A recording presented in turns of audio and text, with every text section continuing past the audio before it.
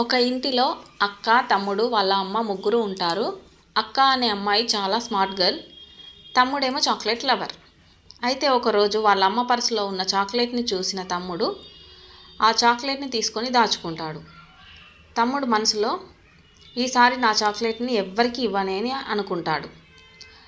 అలా చాక్లెట్ని దాచుకునేటప్పుడు వాళ్ళ అక్క చూస్తుంది. చూసిన తర్వాత వాళ్ళ అక్క ప్లాన్ చేస్తుంది. వెంటనే వాళ్ళ అమ్మ దగ్గరికి వెళ్ళి, అమ్మ, తమ్ముడు నీ పర్సులో నుంచి చాక్లెట్ తీసుకున్నాడు అని చెబుతుంది.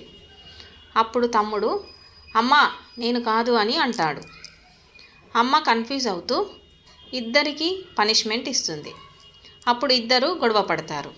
అది చూసిన వాళ్ళమ్మ, ఇద్దరు గొడవ పడితే చాక్లెట్ క్యాన్సిల్ చేస్తా అని చెబుతుంది. అప్పుడు ఇద్దరు షాక్ అయ్యి వెంటనే అక్క, తమ్ముడు కలిసి ప్లాన్ చేస్తారు. తమ్ముడు వెంటనే అక్క, మనం ఈ చాక్లెట్ని షేర్ చేసుకుందామని అంటాడు. వెంటనే అక్క కూడా ఇదే బెస్ట్ ఐడియా అని అంటుంది. అప్పుడు ఇద్దరు కలిసి నవ్వుతూ చాక్లెట్ని షేర్ చేసుకొని తింటారు. ఇప్పుడు దీనిలో మనకు అర్థమైంది ఏంటంటే, ఎప్పుడైనా గొడవ పడితే నష్టం, షేర్ చేసుకుంటే డబుల్ ఆనందం. ఓకేనా పిల్లలు?